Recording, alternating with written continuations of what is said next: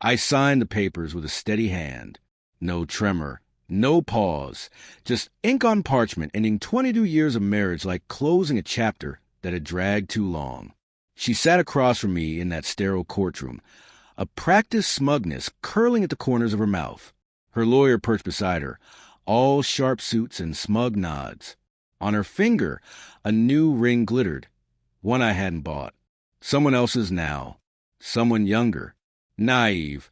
Probably still convinced she loved him. My daughter wouldn't even look at me. That, more than the divorce, carved a hollow straight through me. I'd raise her to see truth, to read people beyond their words. But blood doesn't always grant vision. She stood behind her mother, arms crossed, silent like a verdict already passed. "You pushed her away, Dad," she had said once. No, I didn't. She drifted, quietly, carefully. And I let her. I stopped fighting when I saw the messages. 6 months before the court date, I caught a glimpse of his name lighting up her lock screen. The way she turned the phone over fast, like a child with chocolate on their fingers. That was a signal. I didn't scream. I didn't demand. I just watched. She thought I was done. That I'd become a dull outline of the man she once wanted. That I was aging, tired, predictable. That she could drain the fire from me across 2 decades.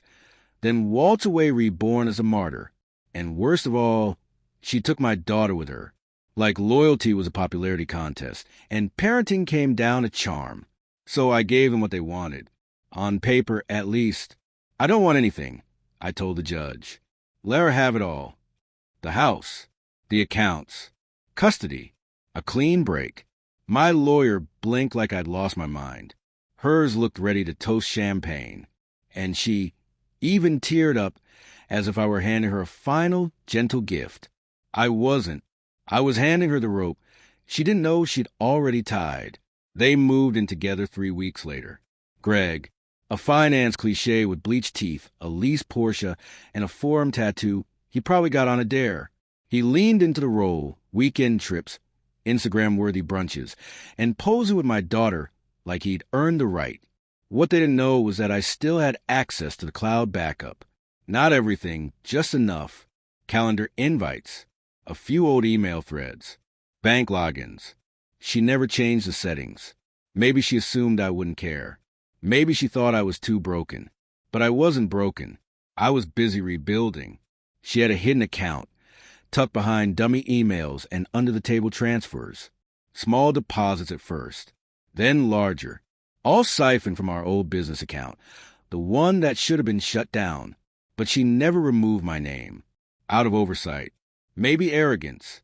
The LLC, the trademarks, the contracts. I had built all of it. And my name was still on every line. So I sold it. Quietly. The brand. The product line. Every piece she once paraded as her own. Transferred it all, legally, cleanly. She got the notice 3 days before her big relaunch. Cease and desist. Every banner came down. Every store page redirected. Every link died in silence. She called me that night. First time in months. I let it go to voicemail. Her voice cracked. "Please, you don't understand what this does to me." But I understood perfectly. That was phase 1. Phase 2 was Greg. Men like him always have skeletons. His were from 2009, SEC violations, hushed up but not deleted. A few discreet calls to the right compliance officers, and his job dissolved like paper in rain. No warning, no pension, no severance. Just a stunned silence from a man who thought the past stayed buried. He never even knew it was me. The photos stopped soon after. No more champagne toasts or beach sunsets. Their accounts went private, then silent, then gone. 2 weeks ago, she showed up at my door. No call, no warning. Rain streaked her hair, makeup running. My daughter sat in the car, watching through the windshield like a ghost of our past.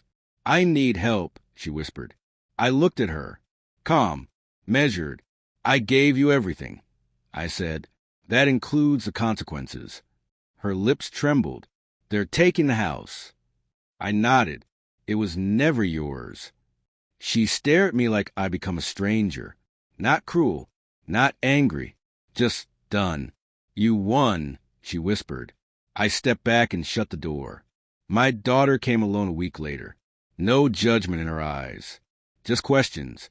Did you really give it all up just to take it back later? No, I told her.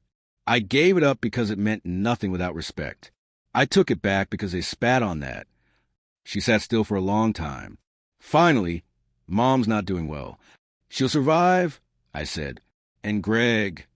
I didn't answer. I'm not proud of every move I made, but I'm not sorry either. They say revenge is best served cold. Mine was refrigerated, garnished, delivered with silence sharp enough to wake you in the dead of night. I never shouted, never fought. I waited, and when the time was right, I reclaimed everything they thought they'd stolen, not from rage, but from clarity. I wasn't the villain. I was the correction. And now they scramble,